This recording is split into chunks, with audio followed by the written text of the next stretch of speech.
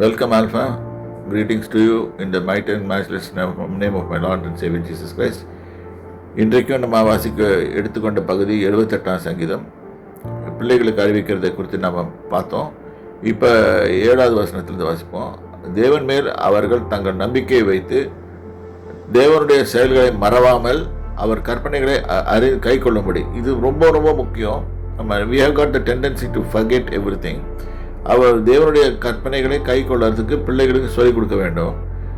இங்கே கை கொள்வதற்கும் இருதயத்தை செவ்வாய்ப்படுத்தாமலும் தேவனை உறுதியாய் பற்றி கொள்ளாமலும் இருந்த முரட்டாட்டம் உள்ள கலகமுள்ள சந்ததியாக தங்கள் பிதாக்களுக்கு இவங்களுக்கு இருந்த ப்ரீவியஸ் ஜெனரேஷன் ரொம்ப மோசமாக பிஹேவ் பண்ணியிருக்குது. அதனால இங்கே இந்த மாதிரி வசனத்தை கர்த்தர் எழுதி வச்சிருக்காரு. அந்த முந்தின சந்ததியாருக்கு ஈக்குவல் ஆகாதபடி அவர்கள் இது எங்கே எழுதியிருக்குன்னா நியாயாதிபதிகளில் கம்ப்ளீட்டாக எடுத்து படித்து பார்த்தீங்கன்னா ஒவ்வொரு முறையும் கர்த்தர் ஒரு ரட்சகனை அவங்களுக்கு அனுப்பி வைத்தார். ஒவ்வொரு ஜெனரேஷனும் தகராறு பண்ணிச்சு தான். ஒவ்வொரு ஜெனரேஷன் நல்லா அடி வாங்கிட்டு இருக்கும். அப்புறம் கர்த்தர் அவர்களுக்கு ஒரு ரட்சகனை எழுப்பி அவன் கர்த்தருடைய வழியிலே ஒரு நியாயாதிபதியாக இருந்து நடத்தி கொண்டு வந்தான்.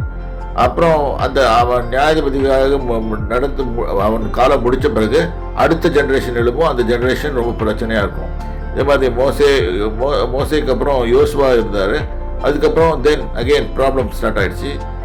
இது மாதிரி இது ஏன் நடக்குதுன்னு சொன்னால் பிள்ளைகளுக்கும் அவர்களுக்கு சரியான நேரத்தில் சரியான வகையில் உபதேசிக்காமல் நம்ம சொந்த வழியில் நம்ம பார்த்துக்கிட்டு போகும்போது இந்த மாதிரி காரியம் நடைபெறுகிறது. நாம் பின்பற்றது. அப்புறம் கம்ப்ளைண்ட் இங்கே எனக்கும் வரும் நிறைய கம்ப்ளைண்ட்ஸ். இது மாதிரி என் பிள்ளைக்காக ஜெபம் பண்ணுங்கள், என் பிள்ளைக்கு இந்த பிரச்சனை வந்துருச்சு, அந்த பிரச்சனை வந்துருச்சு.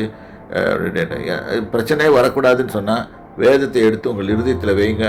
அவரை அதாவது தேவனை இருதயத்தை செவ்வாய்ப்படுத்தாமலும் தேவனை உறுதியாய் பற்றி கொள்ளாமலும் இருந்து முரட்டாட்டம் உள்ள ஜனங்களுக்கு நம்ம ஒப்பாகாதபடிக்கு கர்த்தர் இந்த காரியங்களை கட்டளையிட்டார். ஏன் இது கட்டளையிடுகிறாருன்னா, அப்போ கர்த்தர் ஒவ்வொரு முறையும் சொல்லுவார், என்னை பின்பற்றுங்க, என்னுடைய வார்த்தைகளை பின்பற்றுங்கன்னு சொல்லி. ஆகவே பிரியமானவர்களே, எப்பவுமே கர்த்தருடைய வார்த்தையை பின்பற்றி அவரை பின்பற்றி நடக்கும்போது நமக்கு நன்மையான காரியங்கள் நடக்கிறது என்று அறிந்து கொள்ள வேண்டும். கர்த்தருடைய நாமத்திலே வாழ்த்துகிறேன். கர்த்தர் உங்களை ஆசீர்வதிப்பாராங்க.